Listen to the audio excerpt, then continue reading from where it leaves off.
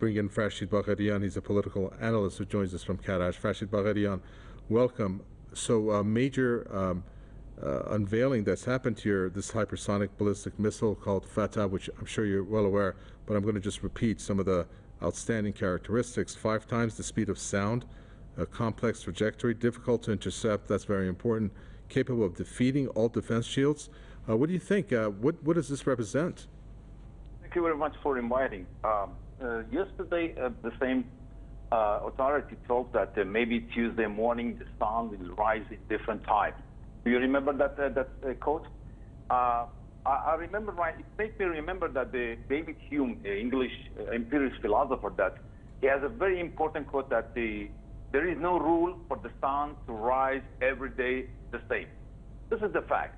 Right now we are approaching, or we are stepping on in a new era, because when you're switching from the to supersonic generation, it means that you are using the different type of fuel from liquid to solid, and you have a different type of range and a different type of targeting. This is a different era for Iran, and Iran is stepping on in a new club for defense system, for making another type of industry.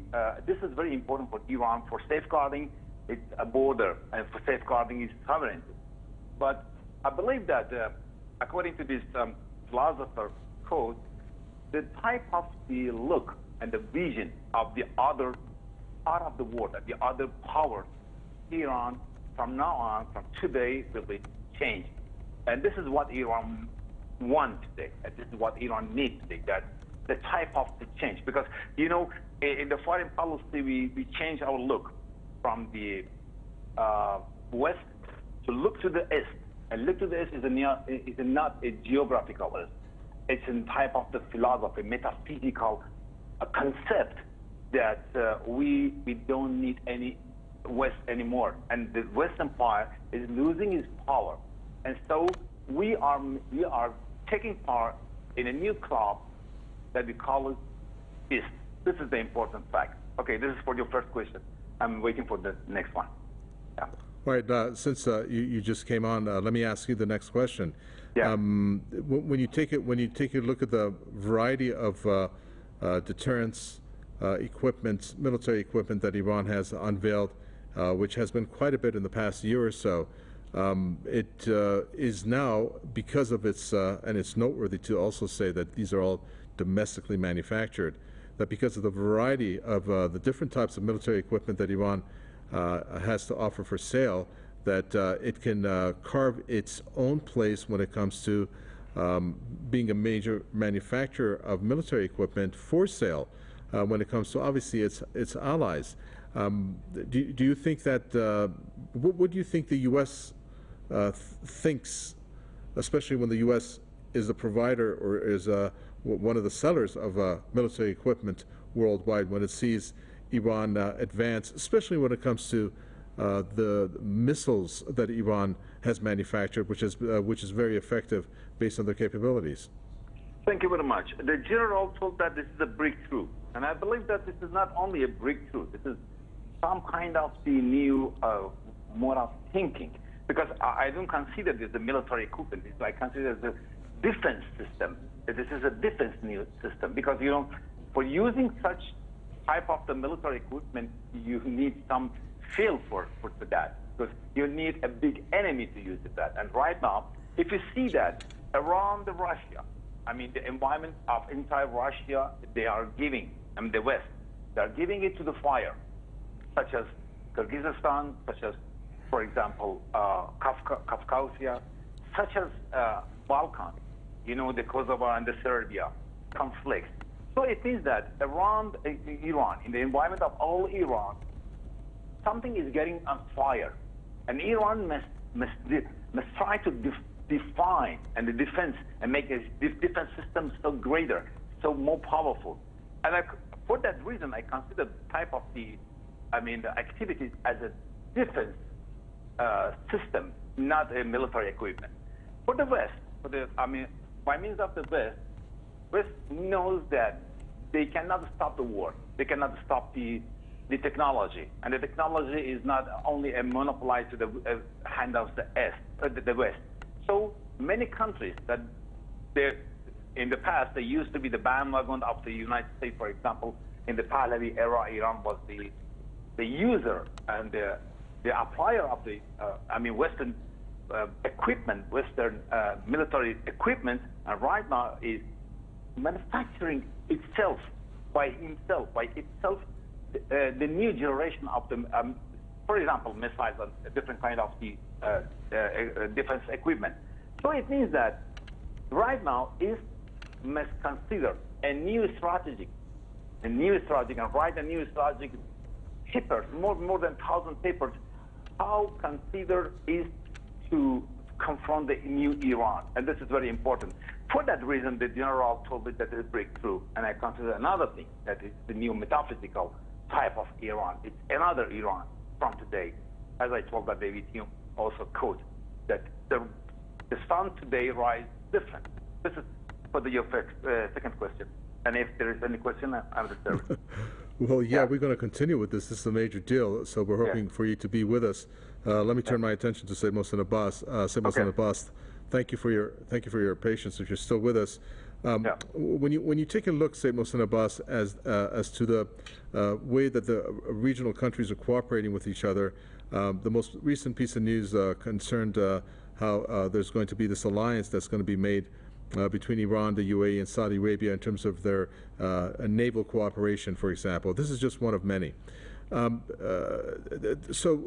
then you have this unveiling that's taken place today. Isn't there a notion now that these countries, which each have their allies behind them, for example, China endorsed this alliance, this naval alliance between the UAE and Iran and Saudi Arabia. Again, the question goes back to how Iran, which has led the way of wanting the U.S. to be out of the area, because these are all different ways that it's telling the U.S., listen, we can handle ourselves. We don't need you here. Of course, Iran is very adamant about that. But the countries that have cooperated with the U.S., do you think that those countries will maybe decrease or move towards not having the U.S. Involved with any of their military, capabilities in terms of the support that they have received from the U.S.? It's very odd. I mean, of course, everybody's quite stunned with the speed at which Saudi Arabia and these erstwhile puppets of America are moving. I mean, it is quite stunning. I mean, now you can only really surmise that either there's been a lot of underground diplomacy going on, shuttle diplomacy between the Chinese, the Russians, and the Iranians, etc., with these nations, and that shuttle diplomacy has paid off. We know that under President Rouhani, there was the whole Hope Initiative that Iran put out this olive leaf to say, Gulf nations and the regional nations should join with Iran in creating regional peace, and the focus was on the regional powers, and that exclusion of the external foreign forces in the region was absolutely clear within the Hope Initiative and all the other initiatives that the Iranians have put forward. So we're all a little bit, I think all analysts are a little bit shocked at just how quickly this is all unfolding. Of course, the cynics amongst us could say that actually, look, what's happening here is that what we've got is a multipolar world emerging, no doubt. But this multipolar world has to have a relationship with transnational corporations and the world of business. Now, China, of course, has a huge say within the world of business. You have a lot of transnational corporations which have invested quietly in the rise of China. So what are the interests of these corporations as compared with the interests of the Americans and the Israelis? Well, formerly, these transnational corporations were hand in glove with America and with Israel and with the Zionist empire. In fact, they were the boots on grounds for corporations to make money and rape resources in West Asia. So what's changed? What has changed with the relationship between transnational corporations and China and transnational corporations in America? It seems that something somewhere in the background has shifted, where the economic power and the support seems to be shifting eastwards to China in an ever more rapid way. That's not a surprise. Ever since Richard Nixon, we've seen the transnational corporations begin to work with China and to start investing there. The Russians themselves have their own oligarchs and their own financial powers in the background which support Putin. And one has to see that dimension is not something you can ignore. The Iranians, of course, are sitting amongst all of this. They've been really genuinely operating independently. They're probably one of the only genuinely independent sovereign nations that doesn't have huge mega oligarchs or transnational money mafia controlling them. So it's interesting that Iran is playing that game of, at the moment, yes, we're going to do $250,000 billion deals with China to create transport corridors and to work on developing our relations locally and regionally at the cost of Americans and Israelis, at the expense of Americans and Israeli influence receding. That's a strategic game which I can see very clearly that Iran's establishment is very capable of understanding and playing.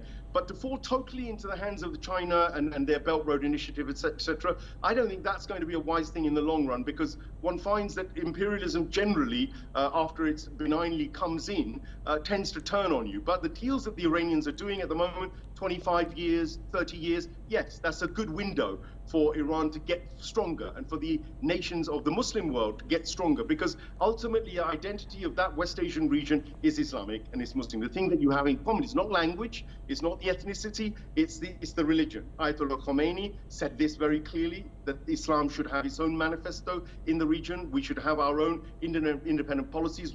They have an anti-usury stance, for instance, and we have a whole set of rules in Islam about economics and the way we deal with others. Ultimately, that's the power base that needs to be developed. That Middle East region, that West Asia region, led by Iran, should be moving towards real, total independence, and an economic bloc should be created there that deals with China, deals with the West on its own terms, in the most beneficial way to the people of that region. And there is a possibility and a hope that that could emerge now. More and more we're seeing that there is that possibility. As for whether the Saudis and the UAE and all these guys who've been formerly lackeys and puppets of the West, whether they're genuine in their desire for a long-term relationship of amicable political, economic, and military cooperation with Iran and with the resistance of Axis, that remains to be seen. But it seems that China is pushing them towards doing that, because without that, China can't do its business in the Belt Road Initiative region. They can't make money. They can't come in and do things safely if it's fully war-ridden or conflict-ridden, or if all the neighbors don't cooperate. So I think China is the big player behind this entire push, and Iran is not foolish. Iran knows exactly what it's doing, and it has a short-term and a long-term vision and strategy, which I think it should stick to, one which is about Iranian sovereignty, but also the sovereignty of its neighbors. The Muslim neighbors need to really see the vision to say that they are the only ones who can really ultimately have a commonality and a trust. And by being together, by being united, it would give them strength to do deals with the rest of the world in a way which benefits the entire region. And that's what I think Iran stands for particularly. Thank you very much for your contribution. We do appreciate it. That's Mohsen Abbas, journalist and political commentator from Islamabad. We're going to now bring in Masood Shajara, chairman of the Islamic Human Rights Commission, who joins us from London to get his thoughts on this. Masood Shajara, welcome. Gosh, what an unveiling this is. I mean, a hypersonic missile. I just earlier mentioned some of the capabilities of this, but I'm going to say it again, because it's quite incredible for Iran to now have unveiled this and be in possession of this and be able to manufacture it 5 times the speed of sound, as I mentioned before. And this is very important, how it's difficult to intercept and is capable of defeating all defense shields. I'm no military expert or know much about equipment or missiles, but this sounds like it's a huge deal. We've heard of hypersonic missiles. Tell us how that changes, I'm guessing, how that changes and elevates Iran's standing militarily, and of course what type of message that sends. Well, this actually confirms the advances that Iran has made ever since revolution. I mean, the whole world remembers when Iran was attacked on the imposed war. It was very difficult for Iran even to get ammunition anywhere else, and many observers at the time thought it would be a matter of months. Iran will collapse, and that was the plan and the plot. And now, when you look at, it really, this latest announcement is actually testifies the fact that Iran has become a regional and indeed international power, military power, and it has used its power and its knowledge and its advancement in stopping the sort of conflict rather than creating conflict. And I think when you put those two things together, it actually shows both the sort of development, technological development, but also a political thought development in what should bring stability and indeed has ensured stability in the region. So I think this is a great news for all those who actually want to see end of conflict in the region and beyond, because this will ensure that will not happen. But also I think it's important for those of us, like you said, we are not military expert, but to recognize that sort of no military power in the world will expose all its cards at one go. And the fact that they are sort of letting the whole world know of this fantastic achievement, it sort of shows the confidence once, and also the fact that, you know, they just, by announcing such a thing, they want to make sure that the security of the region will be preserved. And we could only guess what other achievements Iran's military has made, which they are not telling us at this particular time.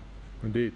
Well, farshidbagherian, when it comes to the threats that have been leveled against Iran, obviously I'm not too sure who has won in the race of the number of threats, whether it's Israel or the U.S., but I think they are probably neck and neck, because as recent as just the past 24 hours, even Anthony Blinken has said the famous phrase, all options are on the table. Do you think that they are realizing that they can't really go through with military threats any longer, because the equipment which Iran, again, has presented in a deterrence capacity, therefore dictates that those threats are now nullified, because when you're unveiling things like this hypersonic missile, then the consequences of any military action on Iran would entail the use of these types of missiles. So my question is, as Iran has expanded, manufactured, and introduced all these new types of military equipment, is that going to be over the use of these military threats by the U.S. and Israel? States knows before that Iran is stepping on a new to manufacturing new generation of missiles. From now on, from today, as we told that the sun is rising different, Iran could destroy all the equations all around the world, not only in the region, all around the world, because supersonic missile is a different type of, how can I explain, the new generation. Because, you know, in the social, for example, if you, in point of view of social or society, think that for more than 8 years, we suffered from the war, imposed war. And during this imposed war, our society suffered from the xenophobia.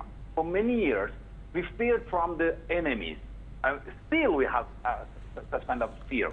And right now, we are transferring this xenophobia and this fear to the other part of the world. I mean, to the West. And right now, when Mr. Blinken says that all options are on the table, I cannot see some kind of table that can contain all kind of options.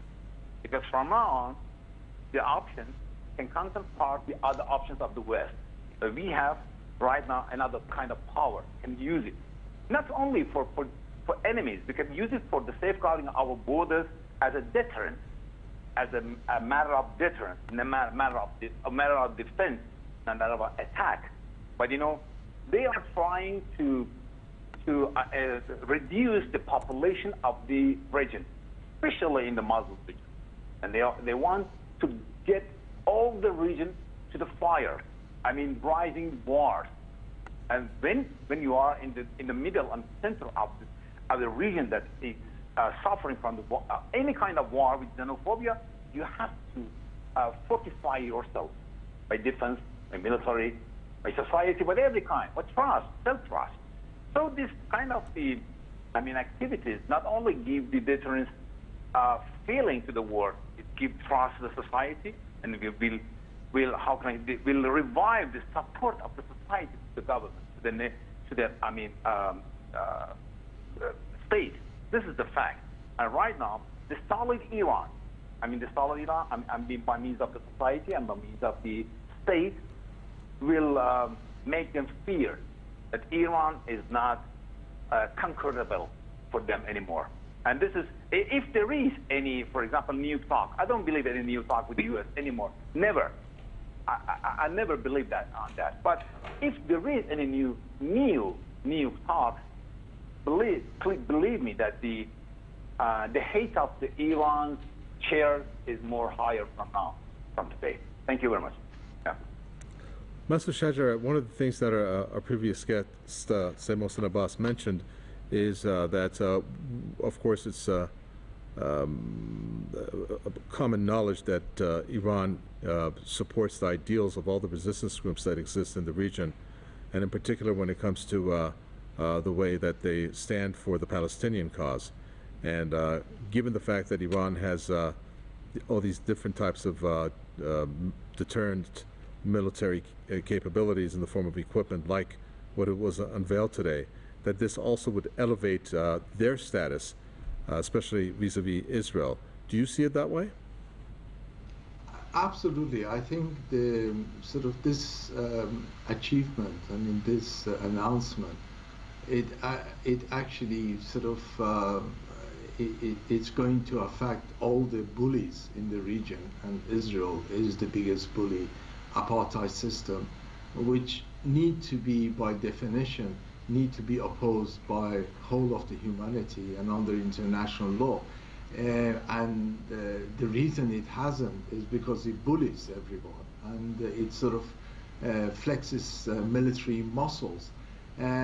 This announcement is going to put holes in that. And also, you know, when Secretary of State in the United States saying all options are on the table, I want to say that with this announcement, really the only option is feasible is negotiation, because what this announcement does is actually removes other options of military intervention, both from Israel and from United States. So really, when they say all option on the table, they really are, in reality, they should only be concentrating on negotiating a settlement which actually serves all humanity, and it will serve the people of the region. It will serve the oppressed people like Palestinians or others who have been bullied all through ages.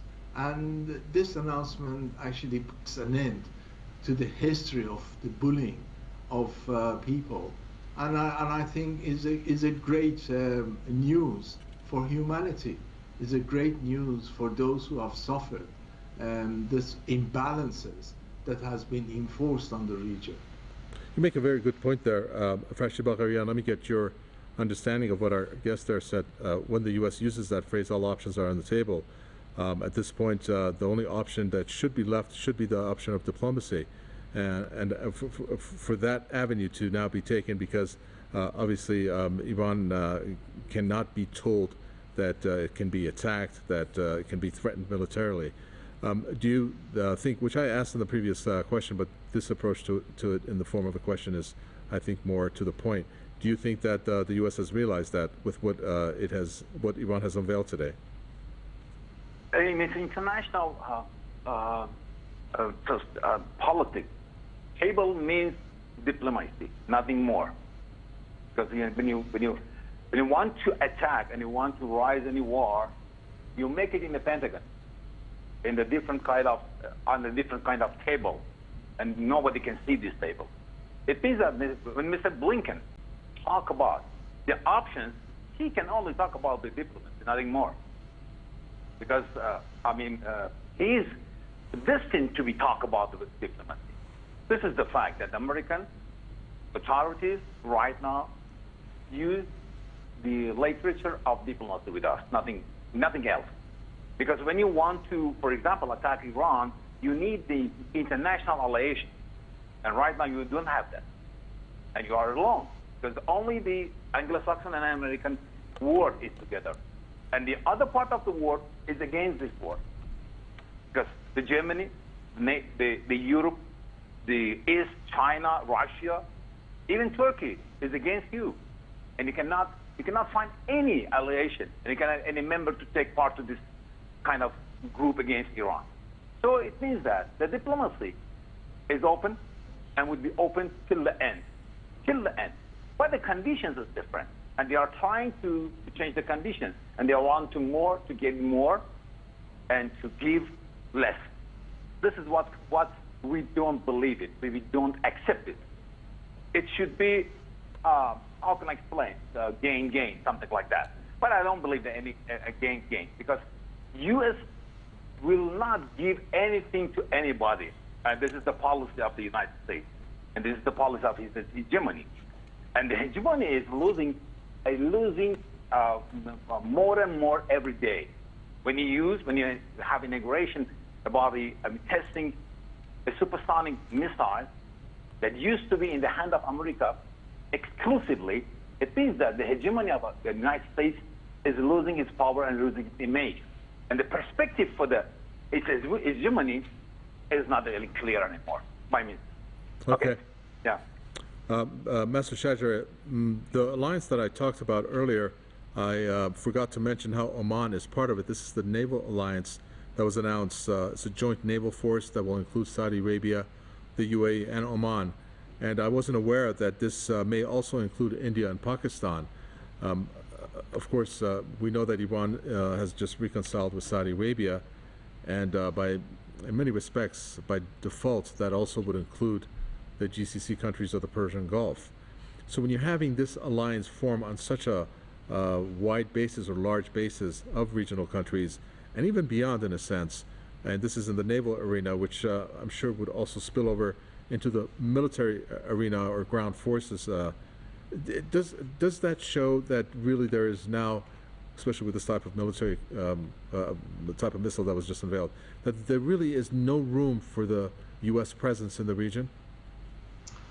Well, absolutely. I think, look, many observers have seen the United States as a sort of power which goes around the world and kills, divides, and creates havoc for its own benefit. And, you know, we've seen it all the way from what happened in Vietnam and what they did in Afghanistan, in Iraq, in Syria, in Libya, and you know, the history of their destruction and creating havoc and creating conflict to benefit, you know, muddying the waters to benefit from it financially is very clear. But I think it has never been as clear as it is right now after Ukraine. You know, the intervention in so-called saving Ukraine and bringing this sort of destruction just because they want to sort of flex muscles against Russia, it really sort of brought to home to many people around the world that United States never, ever has got the interest of people at heart when it says that we are going to be your savior, we're going to protect you, and so forth. So this sort of new development in the Persian Gulf and the region, it actually is a genuine and it comes out of the understanding that United States interest is completely opposed the interests of people in the region. And it's, you know, it's happening because of that, but also is strengthened by the fact that Iran's technology and military power and know-how, it's actually capable of preserving the real security of the region combined with everybody else. They really don't need the United States to come and bring death and destruction, as is done everywhere else. And so that understanding being understood not just by one or two sides is a collective sort of understanding. It actually shows that the end of the sort of flexing muscle of United States and the hegemony of United States, the death and destruction under the pretense of security and safety is outdated, and it doesn't fool anyone anymore. And I think it will be a great sort of forward for the region to be in, depending on itself, depending on its power and the regional power and regional military to ensure the security. So it will be a security for the region, by the region, and that is extremely good news. And I think this is the way forward. That's a good slogan, security for the region, by the region. We're going to end it there. Thank you very much for your contribution, Masoud Shajareh, Chairman of the Islamic Human Rights Commission from London. Also like to thank farshidbagherian, political analyst from Karaj, Iran. The name of this is called the Fattah, this hypersonic missile unveiled by the IRGC. You could find out more on our website that I'm looking at right now, which is updated. Any details that you like behind this, do check it out, presstv.ir. With that, we come to an end for our special coverage of this unveiling. Do join us at 1/2 past the hour for international news. For now, it's goodbye.